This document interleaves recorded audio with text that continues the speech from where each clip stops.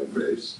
A.C. Bhaktivedanta Swami Srila Prabhupada ki Iskcon Spandracharya Srila Prabhupada ki Grantharaj Srimad Bhagavatam ki Shri Radha Ratnas ki Shri Radhanandan Ishwara ki Shri Jagannath Baladev Subhadra Devi ki Shri Giri Govardhan ki Shri Gomatai ki Sankirtan Yagya ki Gopramanande. All glories to this and devotees. All glories to this and devotees. All glories to this and devotees. All glories to Sri Guru and Sri Gauranga. All glories to Srila Prabhupada. Shri Radha Radhanath Kija is our deities in Durban, South Africa. A good habit. Om Namo Bhagavate Vasudevaya.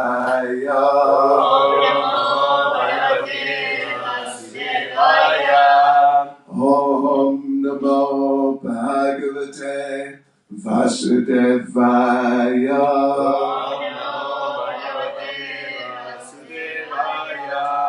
Om Namo Bhagavate Vasudevaya.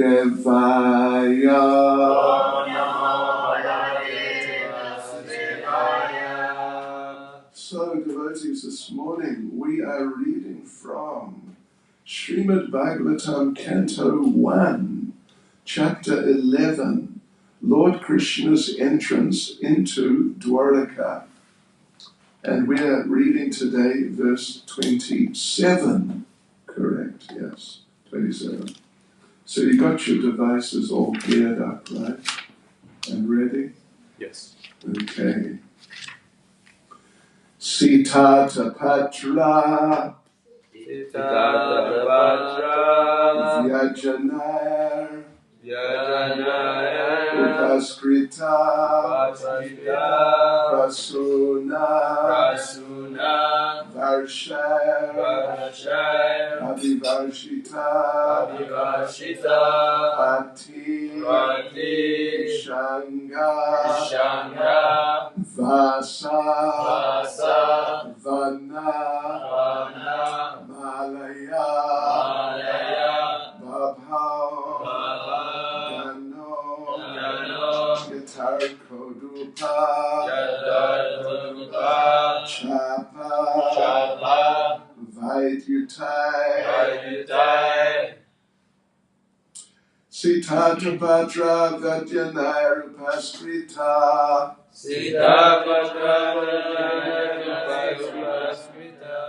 Prasuna Varshar Abhivarshita Pati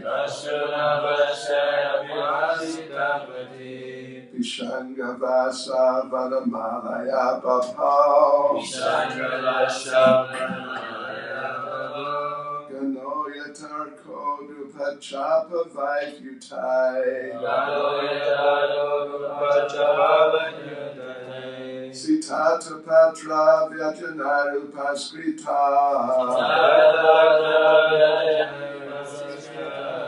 Prasuna Varshar Abhivarshita Pati Vishanga Vasa Vanamalaya Babhao Ganoyatar Kodupachapa Vaidyutai Sitata Patra Vyajanaru Paskrita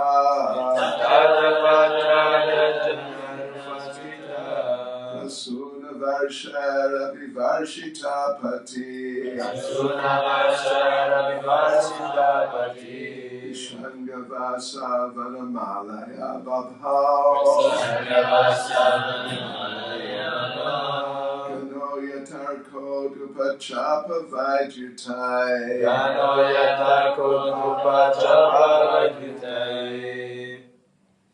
Sitata Pacha Vyajane Upaskita Sitata Patra Vyajane Upaskita Rasunavase Ravarachitapati Vishangavasa Vanamalaya Bhavo Vishangavasa Vanamalaya Bhavo Ganoyata Kudupachapa Vajute Ganoyata Kudupachapa Vajute Siddhat Patra Vyajana Upaskritya Siddhat Patra Vyajana Upaskritya Prasuna Vashaya Vivashita Pati Prasuna Vashaya Vivashita Pati Vishanga Vasha Vanamalaya Bhava Vishanga Vasha Vanamalaya Bhava Gano Yatarko Dupachapa Vajutai Gano Yatarko Dupachapa Vajutai Siddhata Patra Vyajana Rupaskrita Siddhata Patra Vyajana Rupaskrita Prasuna Varshar Abhivarshita Pati Prasuna Varshar Abhivarshita Pati Sangavasa Vanamalaya Babo Sangavasa Vanamalaya Babo Gano Yatarko Dupachapa Vajutai Gano Yatarko Dupachapa Vajutai. Ladies.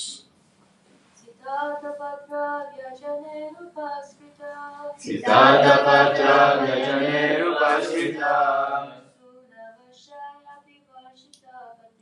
Prasuna Vashaya Vivashita Pati Sangavasa Vanamalaya Bhavo Sangavasa Vanamalaya Bhavo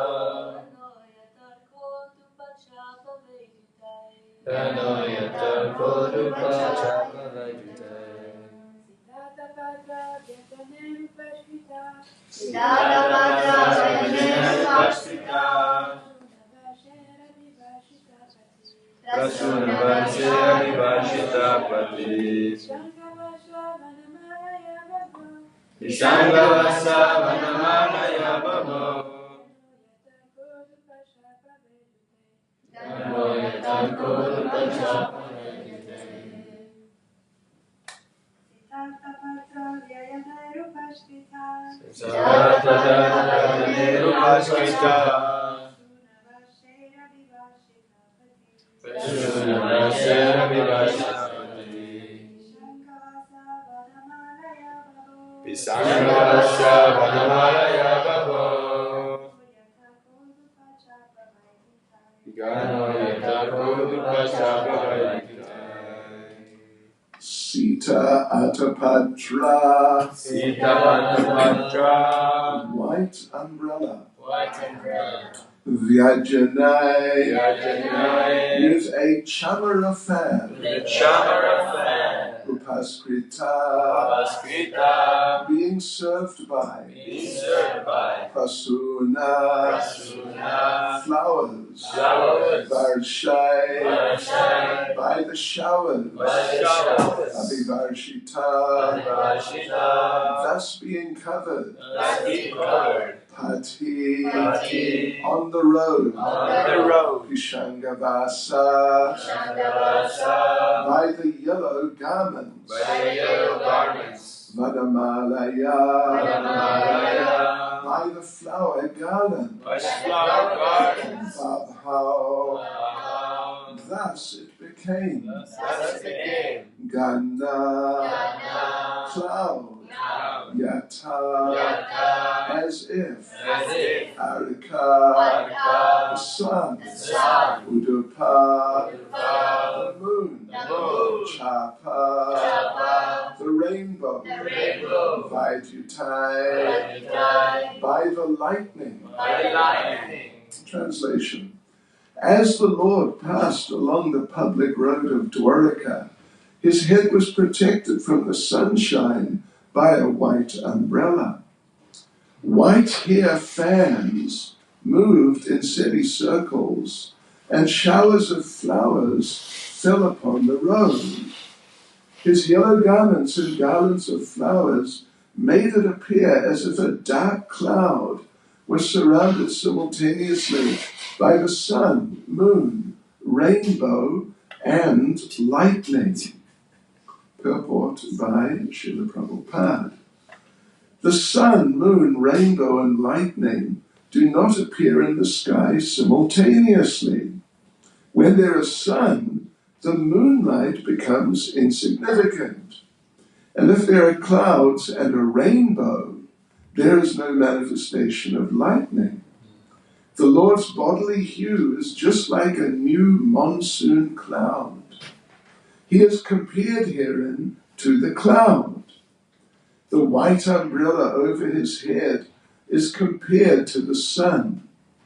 The movement of the bunch hair fan of flukes is compared to the moon.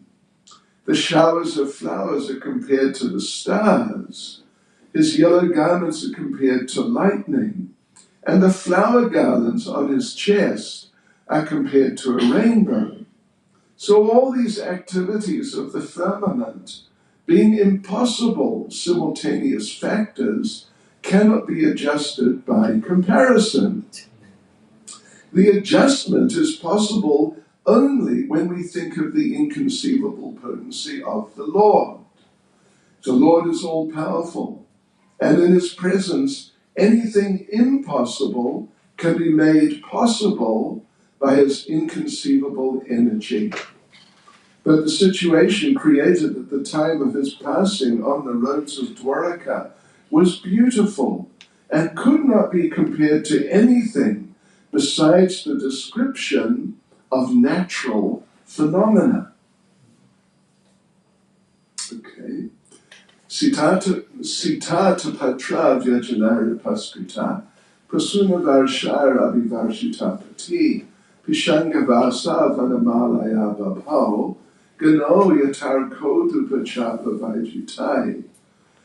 As the Lord passed along the public road of Dwaraka, his head was protected from the sunshine by a white umbrella.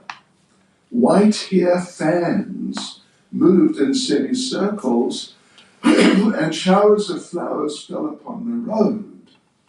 His yellow garments and garlands of flowers made it appear as if a dark cloud was surrounded simultaneously by the sun, moon, rainbow, and lightning. Nama Om Vishnu Padaya Krishna Prestaya Bhutale Shrimati Bhaktivedanta Swami Namane Namaste Saraswati Deve Gauravani Prachare Nirvishesha Shunyavani Pastutyade Shatare Sri Krishna Chaitanya Prabhu Nityananda Sri Advaita Gadadhar Shivas Adi Gaura Bhaktivinoda Hare Krishna, Krishna Krishna, Hare Hare, Hare Rama, Rama Rama, Hare Hare. Vanchkapatruvyas Chakripas Sindhu Pyevacha Paritanam Bhavanebhyo Vaishnavebhyo Namo Namaha. Vaishnavebhyo Namo Namaha. Therefore, our respects to all the devotees.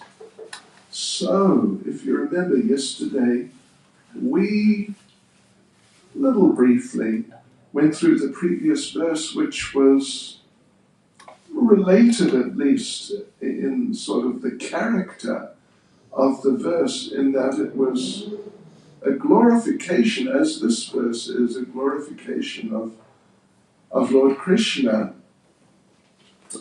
but particularly focusing on different parts of his body.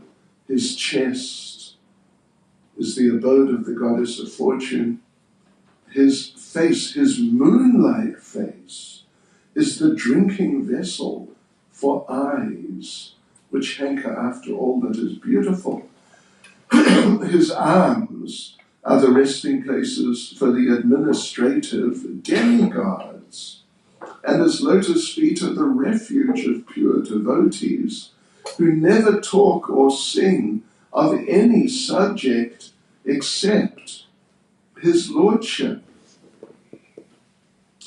So, this verse, that was the previous verse 26, so this verse 27 is related in that it's glorification of the Lord, but in slightly different ways.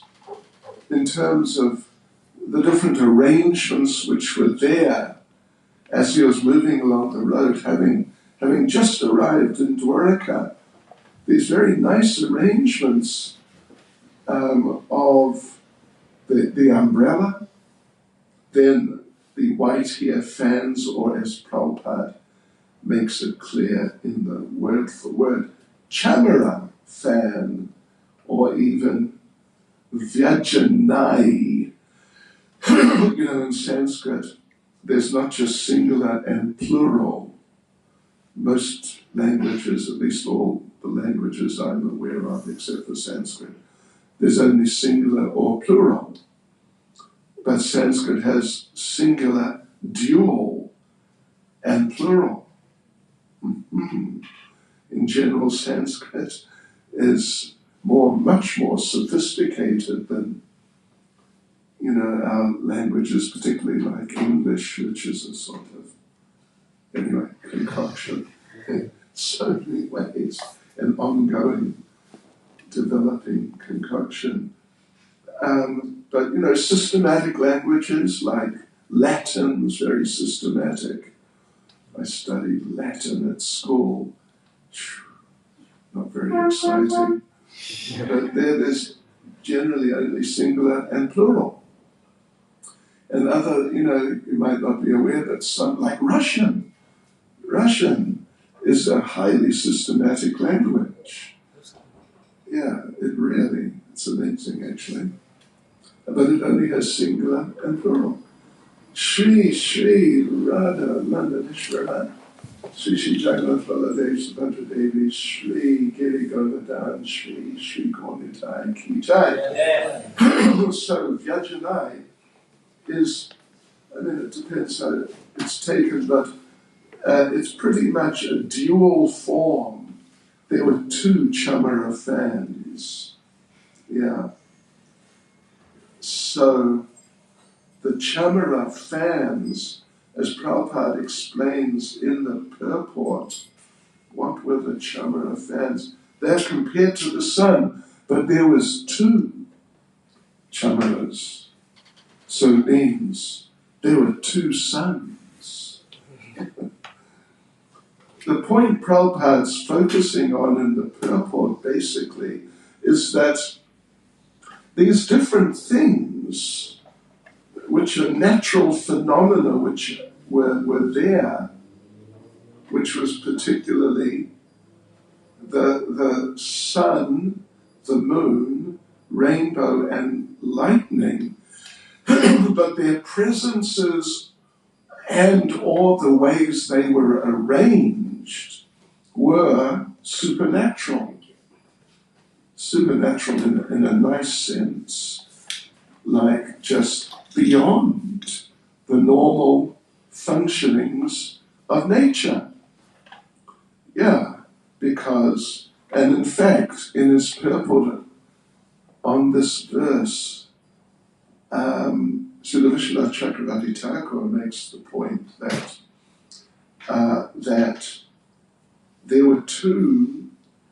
The chamaras were compared to the moon. So there were two moons. In other words, that's nice, isn't it? That's supernatural. So anyway, that's what Prabhupada focuses on. That the Lord's bodily hue was just like a new monsoon cloud. Very amazing.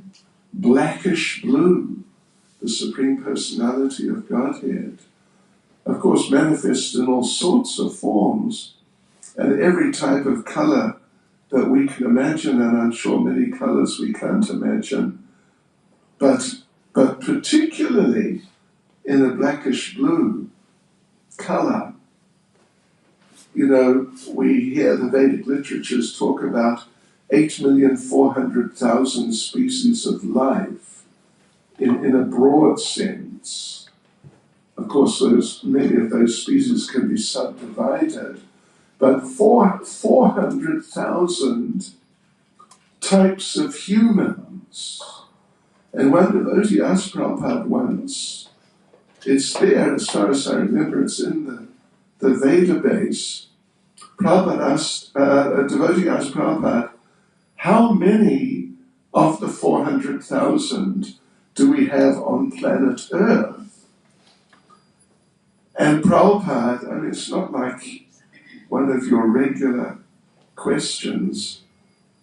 I don't know how many times in the last 50 years I've been asked that question, but maybe once or twice. So anyway, Prabhupada thought momentarily and said, maybe 2,000. Then he said, no, maybe 1,000 out of 400,000. That's interesting, isn't it? It's very interesting. And, so what lies out there to be discovered or revealed? We have human beings who are, white or some variation on white, brown, black, supposedly kind of yellow or something. But we don't have any purple ones, do we? No. We don't have any green ones, blue ones, or multicolored ones. How's that? It's all pretty bland and straightforward. So, but Krishna, Supreme Personality of Godhead, in his main manifestation, his main form, he is black, but not just black, but blackish blue, as we read here, like a new monsoon cloud. Here in the UK, we don't have monsoons. We don't need them, we just have ongoing rain. Or, something along those lines. When we walked to the temple yesterday morning, it was raining like a monsoon, fairly close to it. Yeah, right. So, a monsoon cloud, if you've ever seen, the monsoon is coming your way, and it's blackish blue. It's blackish blue. It's really, and it's actually at the beginning of the monsoon, the first clouds, the first monsoon clouds that come before the whole thing sort of sets in for the next 3 months or so. The first clouds, they're blackish blue, but they're effulgent. They're shiny. It's interesting, really interesting. They have this brightness to them. They're clouds, and dark clouds, but they're bright and shiny. Interesting. So anyway, the particular point here is that when the Lord was walking along the roads, being greeted by the people, having returned from a fairly lengthy time away in Hastinapur and in Kurukshetra, which is 250 kilometers north of Delhi, which used to be called Hastinapur. So the Lord had been away for some months. Now, including even an interesting part of Vedic culture, when he initially, after the battle of Kurukshetra, the Lord wanted to leave. And did you know that when you're a guest of someone and you want to leave, you have to ask permission, and you have to be given permission. And if you're not, you can't leave. Or, well, in this case, Lord Krishna asked Maharaj Yudhisthira, now Yudhisthira is the king of the world, of the planet. So Krishna asked him, can I leave now? And Maharaj Yudhisthira said, well, no, you can't. And Krishna had to stay, I think it was 2 weeks longer. something like that, before he got permission to leave.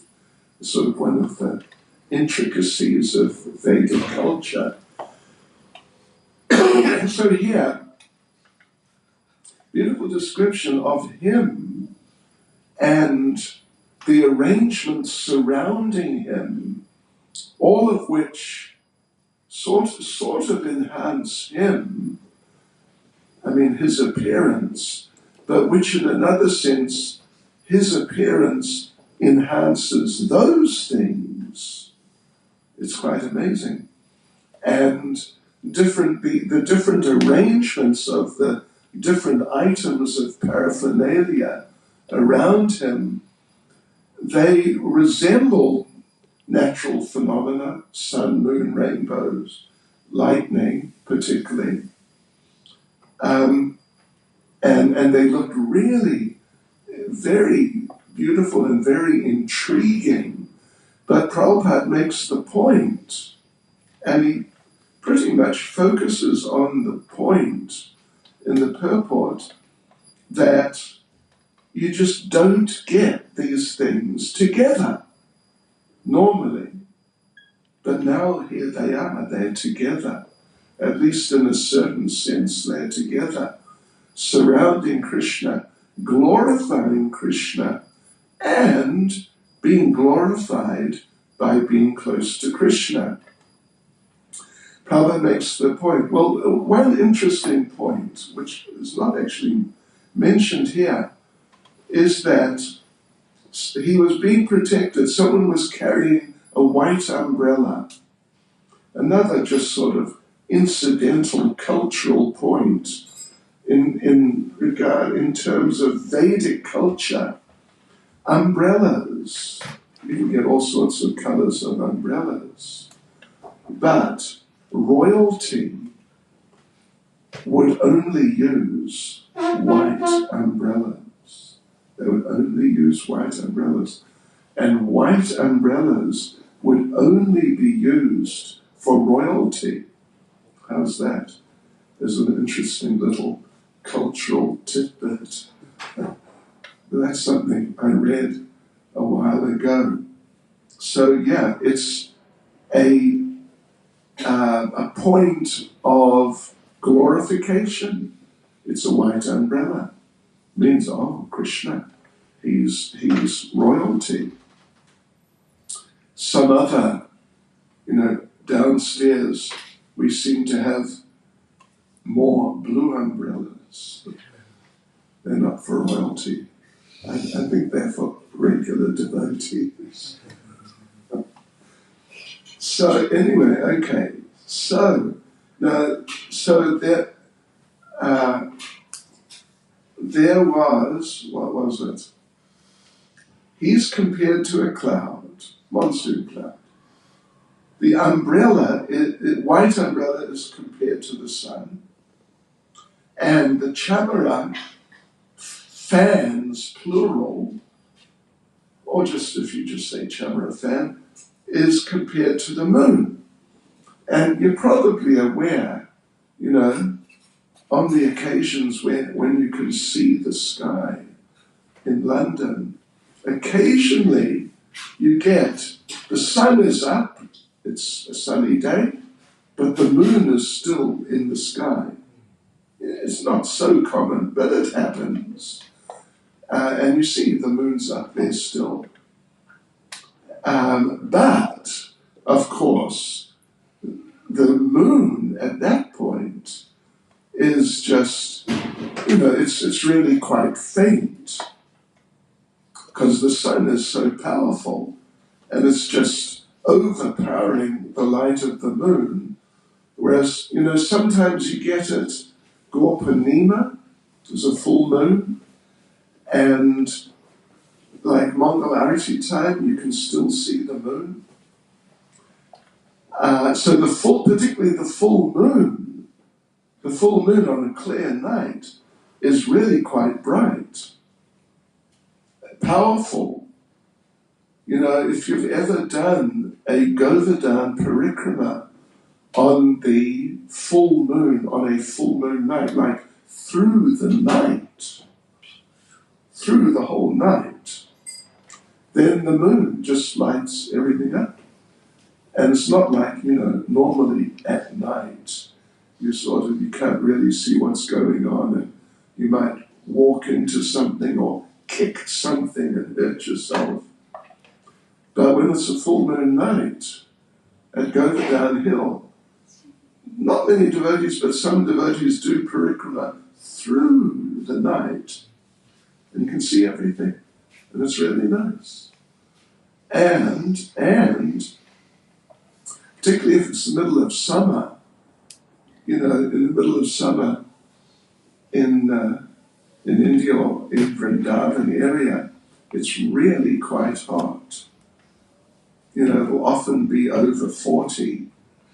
And sometimes I was there last year, just after summer, and it had been at Govardhan, someone said, it had been 56. That is, your life is in danger. That's what they meant when they said, in India, only mad dogs and Englishmen go out in the midday sun. Because it's just, it's dangerous. So, but anyway, at night, well, the moon in general is cooling. And so it's even in the middle of summer, you can go on parikrama around Govardhan Hill through the night. And, it's still pretty warm, I must admit. But the moon does give some sort of respite from the heat.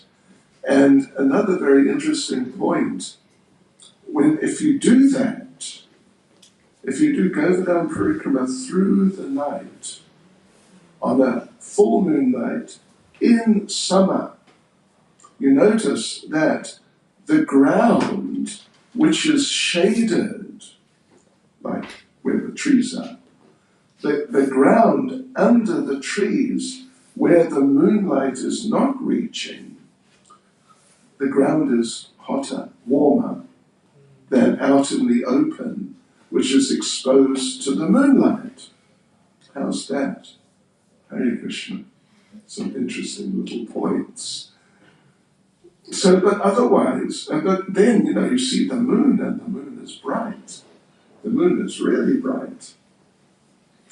I could just mention a little story, famous little story from Varshana. Lord Krishna and Srimati Radharani were at Moor Kutir, if you're familiar with Moor Kutir, just when you look up from the bottom on the right.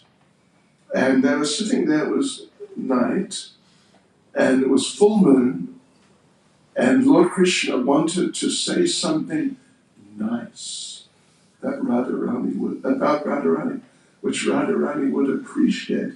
Oh, what a nice boy. So he saw the full moon, and it's so bright and looks nice. So Krishna said, your face is so beautiful. It's just like the full moon. And Krishna sort of mentally patted himself on the back. I just said a nice thing. She's going to appreciate me. But then Radharani looked at the moon and saw the moon has spots. And she thought, oh, he's saying I have a spotty face. And of course it's all transcendental.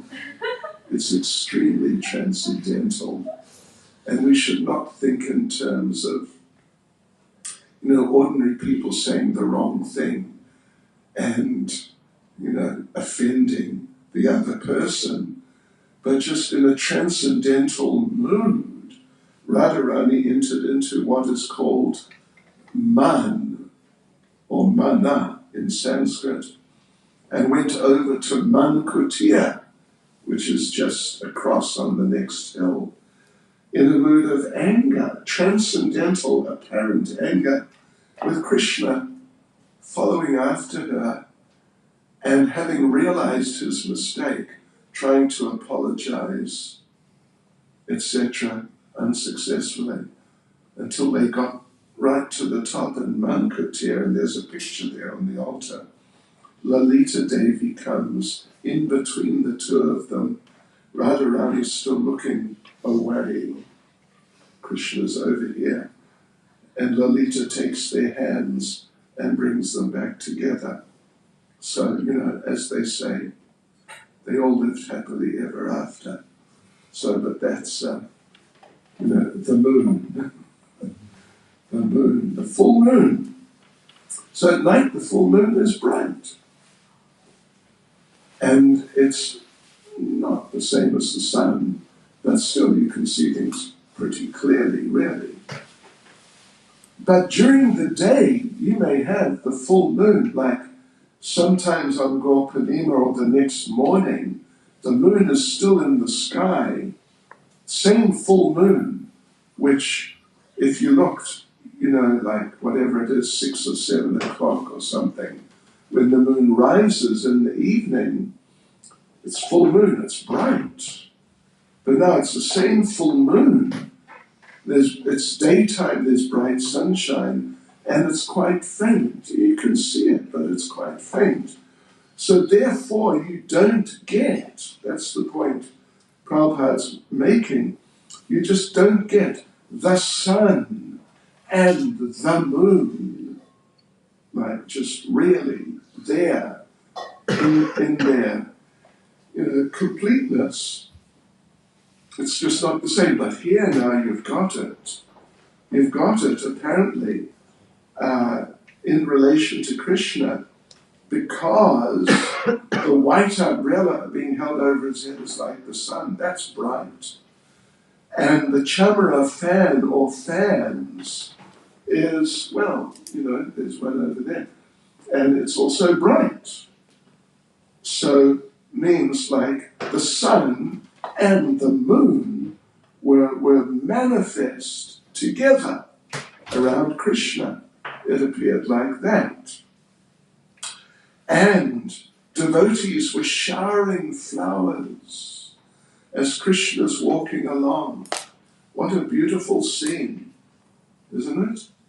It's just, you don't normally, even if it's some really big important person, like Rishi Sunak, is that how you pronounce his name? Isn't it? Okay. I'm out of touch, I'm sorry. But, he's a big man in England. Do you ever see him being showered with flowers when he enters Parliament? No. House of Commons? Haribol. I don't think it happens. For 2 reasons. One is, he's not that cool a person, really. He's not like Krishna, like sort of, wow. As we mentioned yesterday, people fainting when they see his beauty. And the other people in the House of Commons, well, they're pretty common, actually. Gee whiz.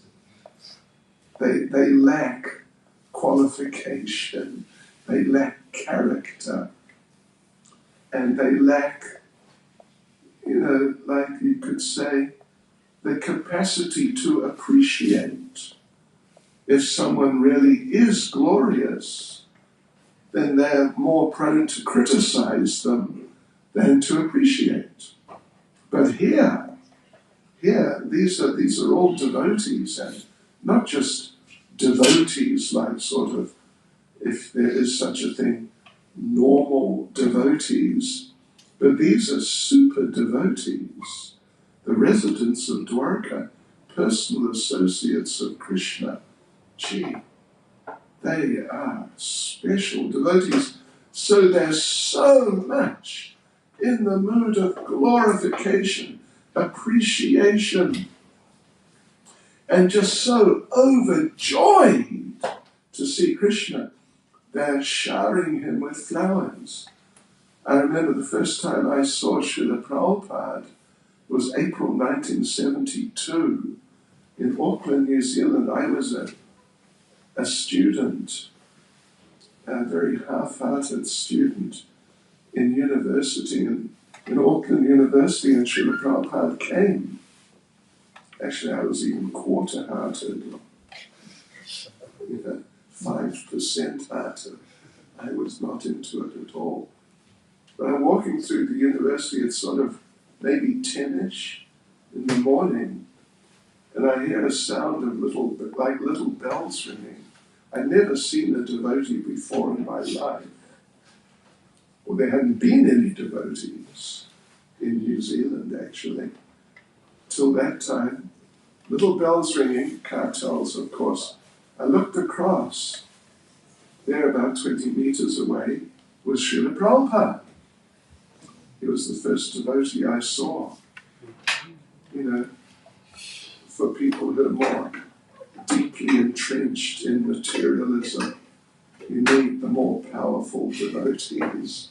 Otherwise, they won't get shaken out of their materialistic situation. So I saw Srila Prabhupada, and he's walking along like this. It was really amazing, looking down his nose at the world. And there are two young girls, like 20s, in their 20s, like this position. Each of them had a basket of red rose petals, and they're wearing saris and dancing very gracefully and throwing the rose petals in front of Prabhupada's feet. And I'd never seen anything vaguely like that at all before. Wow, it was just like breathtaking. And this thought just spontaneously entered into my mind. This must be like heaven. Yeah, it was amazing. And Prabhupada's presence, Prabhupada always had a presence. You always had to you would just naturally take note of his presence. Yeah. So it was really quite something. And then Prabhupada gave a class, and anyway, various things happened. So, yeah. So anyway, here. So, yeah. The devotees were treating Prabhupada like this, basically, like Krishna's being treated, more or less. It's the same idea. And you could see those girls, their hearts were into it. They were dancing very gracefully and with a real mood of freedom and joy, and throwing the rose petals very gently and nicely. What a sight. So that's what it was like here. They're doing that. And it doesn't mention here, I don't know if it mentions in any of the other verses, I'm sure many of the Dwarka residents were dancing. They weren't just like, oh, Haribol, something like that. But they were dancing because that's how they felt. That Krishna, our Lord, is back. And they had more intimate relationships, not just awe and reverence, like in Vaikuntha, but in Dwarka there is, to some degree, Yoga Maya. So the queens were there, and what was their mood? My gosh, very amazing. So surely some were dancing, and now they're throwing flowers, people are singing, and people are jumping. Yeah, that is how life is meant to be lived, actually. And not just pursuing money and how to get ahead and beat the other people and all that sort of thing, which is, pretty much the mood, at least of so many in Kali Yuga. So that now here it's like, look, it's the sun. And it's not just being sort of cleverly poetic, but it actually seemed like that. They felt like that. That, the sun is here. And look, the moon is here also. Because they're under the influence of Yoga Maya. Practically all, or at least many, of the inhabitants of Dwarka, to some degree. So they're not just seeing things in normal ways, like, oh, here comes Krishna walking along. Like in Vrindavan. There are similar descriptions, actually, in Vrindavan. There's a very nice description that Radharani is coming to Vrindakund at Nandagram. Radharani, or the Radharani is there, and Krishna is coming, and she sees Krishna, and she grabs the arm of one of her female associates and says, "What's this? What's this coming? It's Krishna." You know, you could say, well, it's a person, but it's Krishna. So she grabs the arm of her girlfriend and says that, you know, is it a walking monsoon cloud? But look, there are two rainbows, one over the top of the cloud and one under the cloud. What is this? She's actually seeing like that. It's not just she's like very artistic and, you know, very good with words, and she can make something normal looking sound like it looks fantastic. Not like that, you know, which a clever poet or artist can do. But she's actually seeing things like that. So one of her girlfriends is there and explains that, Lalita actually, that is not a black cloud. You are seeing the chest of your Shamsundar. And Radharani had said that cloud, which is the chest of Krishna, beneath, of course, is the dhoti from the waist down, which is yellow, pitambar, a special flavor of yellow, but like glowing yellow. In fact, Prabhupada, that day I saw him for the first time, he was wearing silk. There was this type of silk, if you've seen, like, it's shining, really shining, saffron, effulgent silk. So anyway, Krishna's wearing this yellow but effulgent yellow silk dhoti. And Radharani says, look, there's a black cloud, and from it is coming lightning.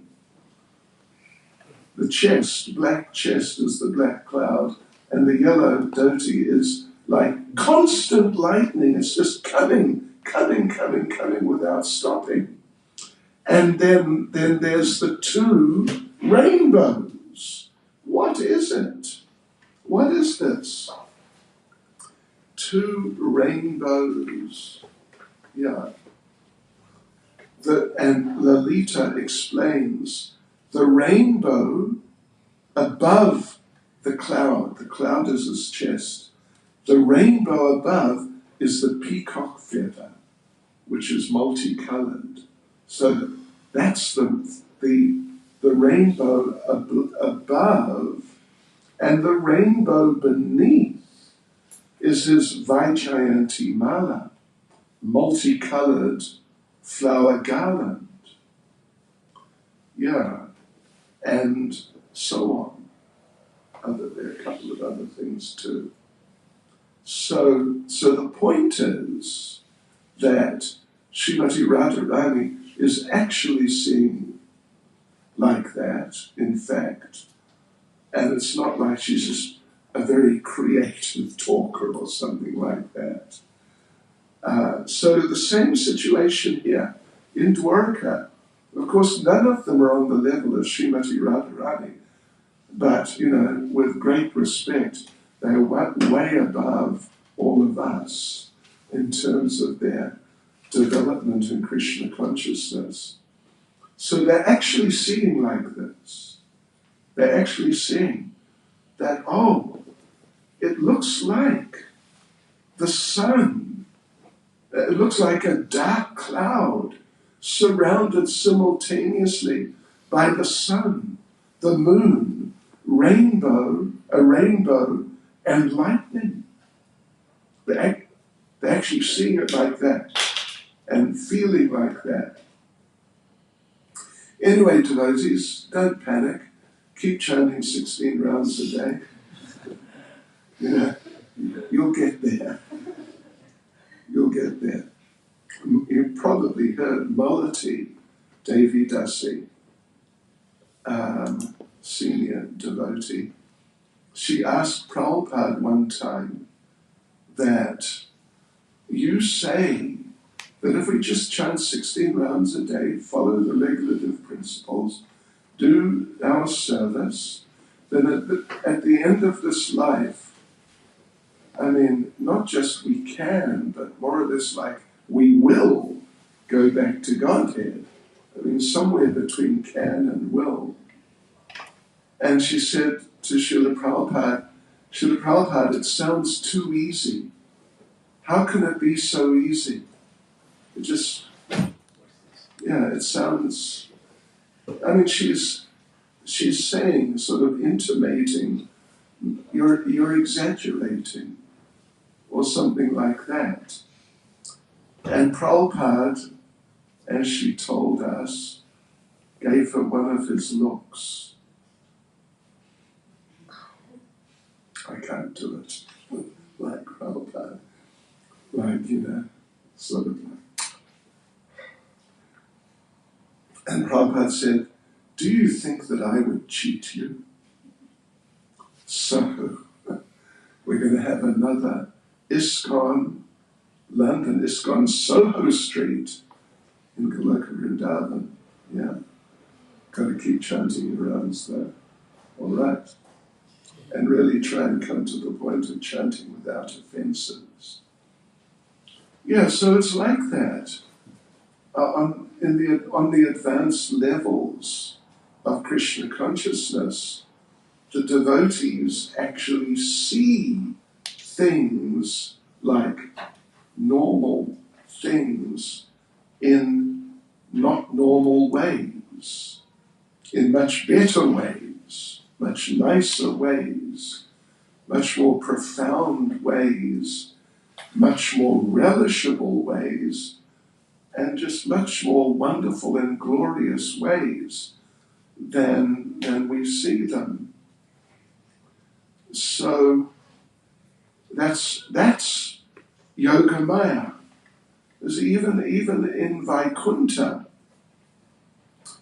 they see Krishna, he's God. And like that. It's pretty much as it is to a large degree. They don't see these visions which are not like objectively real, basically. That happens particularly in Goloka Vrindavan, but to some degree also in Dwarka, which is in Goloka, but in a sort of one of the corners of Goloka. In the center, where Gokula Vrindavan is, then it's just full of all these things. It's just full all the time of, these incredible experiences with Krishna in the center. There's a nice description, I don't want to keep you too long, from Prasadam, because Prasadam takes precedence. But anyway, there's a really nice description. Upananda, one of Nanda Maharaj's brothers, calls a meeting at Nandagram, at a place called Nanda Baitak. Very nice place at the bottom of the hill. Calls a meeting. Everyone gathers, what's the meeting about? And Upananda says, I've had a realization. You know what Gargamuni said when he did the naming ceremony of Krishna? He said, he is practically Lord Narayan himself. Or at the least he's a great demigod. Or some great sage who's appeared amongst you. So, I have realized that he is a great person. So, Mother Yashoda, you must stop wagging your finger at him and tying him up with rope. You must stop, because he's a great person. You don't tie great people up. And Nanda Maharaj, you must stop shouting at him.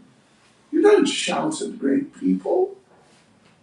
He's a great person. We must be more respectful. We should offer obeisances when we see him. Nanda Maharaj said, hang on, just wait a minute. Wait a minute. He's my son. I know who he is. Upananda said, well, look, he's the supreme pure. He's the supreme truth. He's the supreme powerful. Nanda Maharaj said, calm down. Just wait. Just wait. No, you got carried away here. He is my son, and I know what he's like. He is not a great person. He's just a little boy. Great people, they're very mature and sober and great. This boy, he can't stop eating. He eats sweets all day. And if he can't get his sweets, he shouts and cries. He's not a great person. He's my son. He's a boy. And you said, he is the supreme truth. Well, let me tell you something. He's a liar. You catch him stealing the butter. And you tell him, oh, we caught you stealing the butter. And he says, no, I wasn't stealing the butter. I was just looking inside the pot. I wasn't. No.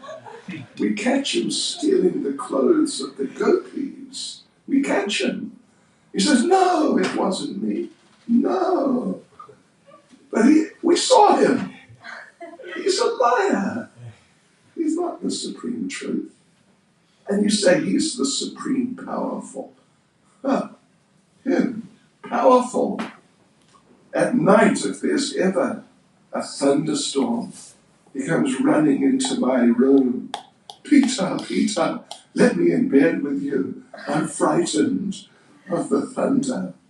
So he's not the supreme powerful. He's my son. And if he does any nonsense, I will chastise him. I will discipline him.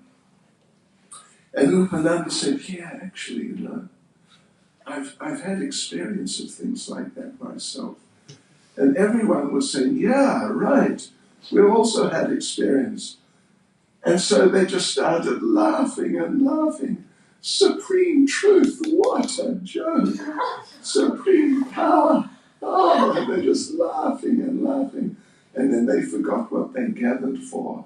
They just started talking about Krishna and what he does. And they were happy. Haribol. So in Iskcon Soho Street, in Goloka Vrindavan, it's going to be like that too. But we shouldn't prematurely try and jump there. Got to keep chanting your rounds. Then gradually things will manifest. Hare Krishna. Hare Krishna. Srila Prabhupada ki jai. Any comment, question, contradiction, criticism? Yes, Mataji. Just take the mic. Thank you, Maharaj. I was wondering, what is this? How would you describe your approach to the pastimes of Lord Krishna, where you kind of expand it a little bit, on what?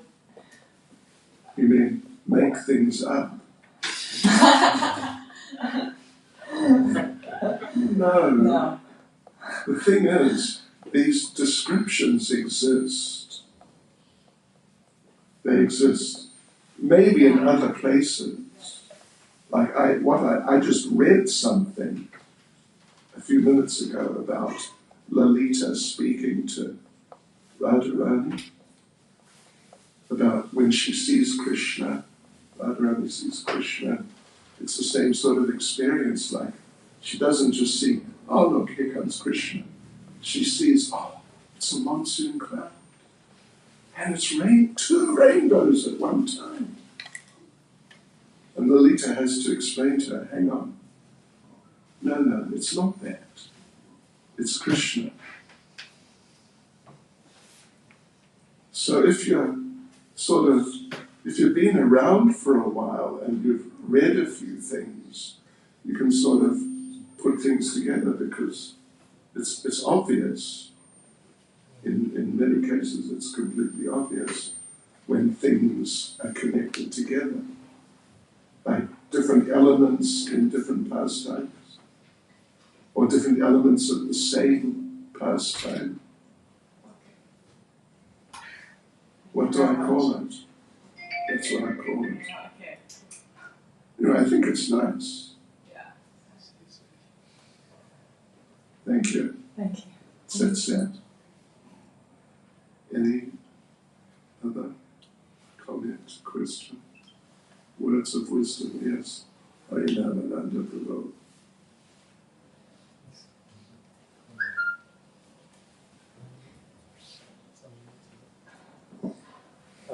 I just wanted to hear more about your first saw Prabhupada. It seemed quite amazing, and if you could talk more about that. Well, if you want, if we've got time, and we don't want to divert you from prasadam. Yeah, I was studying at the university, sort of, studying philosophy, one subject. And just because I wanted to understand things more. So anyway, there I was walking through with a friend. And we heard this sound like we thought little bells ringing from on the right-hand side. So we looked across, and there was Srila Prabhupada and those two girls, and Prabhupada's walking like this, sort of surveying the scene gently, and they're dancing, like I said, and throwing the petals. And behind was a group of several other devotees, 6 to 8 or something like that. And including, I don't know if it was all young men, but it was mainly young men. Maybe there was another one lady or two perhaps. So yeah, the young men had dhotis and kurtas. They were wearing white. And they had shaved heads. And this is 1972. And in 1972, to have a shaved head was unheard of. It's like you're from Mars or something. And just to have short hair, like Prabhu sitting here, you see, that's kind of normal. short hair, I mean the other men here. When you're young, it was just too uncool. You had to have long hair, really. I mean, you had to have at least longish hair over your ears a bit, and preferably long hair down and over your shoulders and down your back a bit. And I did too. I was a member of the surfing community. Krishna. And yeah, I had long, blonde hair. And I saw there these several young men with, actual shaved heads. And my mood went from like, wow, that must be like heaven, to, oh, that doesn't look very good. So then they walked past me, just sort of right in front of me. Prabhupada walked, and the devotees following, and having little kirtan, just little kirtan. And then in sort of the center of the university or thereabouts, just opposite the cafeteria, there was a little stage had been erected. Not really a stage, but what do you call it? Anyway, just a little thing like that high, 1.5 feet high, or even just 1 foot high. And so they all got on that, they all fitted on that. And Prabhupada now is sitting in the front, and as I'm looking, I'm now facing, he's sitting on my right side in the front, and students gathered. And Prabhupada started singing kirtan. And, when the boys were singing, I didn't really notice what they were singing. I was just looking at them, just the whole visual experience. Then Prabhupada, sitting on the little stage type thing, started singing Hare Krishna. And I recognized, because, a couple of years before that, like I think maybe 69 or whenever, 68, 69, George Harrison helped the devotees here in London make the Hare Krishna record. And it was number one on the hit parade in many places, including in New Zealand. Oh yes. And I was a hit parade specialist, you could say. Yeah. I mean, I was totally into all that sort of thing. And anything to do with the Beatles just had to be just the best. So we were all, my friends, everyone thought, wow, Hare Krishna, this is great. So now it's a couple of years later, or even 3 maybe, but Prabhupada started singing, and I recognized, oh, this is Hare Krishna. And what had happened, just a little side point, is that I was, if not every night, but like 2 or 3 nights a week, I would go to a particular nightclub called the Tabla. India and anything India was really cool amongst the young people. It really was. So this nightclub, it was the main nightclub in the city, was called the Tabla. And this group, they were very expert musicians. They were, would you believe, named Space Farm.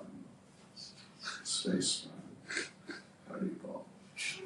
So, and normally they had like the drummer, Glenn, he calls himself Glenn Pig.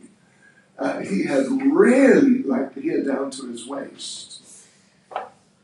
and he was an extremely good drummer. And, you know, they're like that. They're like these wild, heavily drugged people. But they were really experts, like in copying, particularly copying Jimi Hendrix. So, but one night, just maybe a week before I saw Prabhupada, they were there with shaved heads. They were there with shaved heads and playing and talking about India and mantras and playing music. And we all thought, gee, what happened to these guys? But the lead guitarist, his name was Harvey Mann, he was now Hari Rama Das. He'd been initiated by Prabhupada, and a couple of the others had also been initiated. Yeah, so anyway, so that was going on. Then a few days, couple of days, 3 or 4 days, something later, was the experience in the university. So there's Prabhupada singing Hare Krishna. And I realized, oh, this is Hare Krishna. Oh, that's good. And then I thought, looking at Prabhupada, I thought, maybe he's Krishna. An ignorant young fellow, what can you do? You've got to start from the beginning sometime. And then Prabhupada spoke. And the class is in the database. Just look, 1972, April. It's about either the 12th or the 14th of April. Prabhupada at Auckland University, you can read it. A very nice class. You know, Prabhupada's English was quite accented, and I wasn't used. I knew a few Indian people, but not really so many at all. So it was a bit of a struggle to follow what he was saying and really just catch everything. But he said some really nice things, which, you know, I managed to sort of catch. He told, because we're all students, there's like 100 of us, at least 50, I think more, and I was right in the front. So Prabhupada's addressing us, and Prabhupada said, you are the flower of your country, or the flowers of your country. And so, like, basically, don't get caught up in the whole materialistic thing. And he said, don't commit suicide. Yeah. And he spoke like that, encouraging us to use our brains, basically, to see life from a different perspective. Yeah. So then, you know, I didn't actually stay for the whole class. My friend who was with me had to visit someone in the hospital, so I had to go with him. But it was a very striking experience, and it made a big impact on my heart. Not so much in terms of chanting Hare Krishna, but of seeing how people in material life were really out of it and just really in the wrong place altogether. And therefore they were struggling. I continued at the university for a couple more months before I dropped out. I dropped out, I think it was probably July. So, and the university is right in the center of this, or you probably know where it is. Above, sort of towards the top part of the main part and up to the left. So I would get a bus in every day. Bus stop, the bus terminals down the bottom, I'd walk up through the city and then up to the university, and I'd look at the people working people. And, you know, it was almost like I wanted to stop them. I say, listen, you know, don't do this. Really. It had that sort of effect. And I'll be frank with you, I became depressed just by seeing these people in the situations they're in. I really felt depressed. And I understood, I feel bad. And this is not good, what's happened to me. Anyway, then at the end of the year, 72, I came here. And on January the 7th, 1973, I moved into the temple at the request of Dhananjaya Prabhu, who was the president at the time. He invited me to come as a guest, so I came as a guest, and I'm still here as a guest, as your guest. So that's about the story, really, with no additions, as it really is or was. Okay. Okay. Hare Krishna. Srila Prabhupada ki jai. Bhakti Chaitanya Goswami ki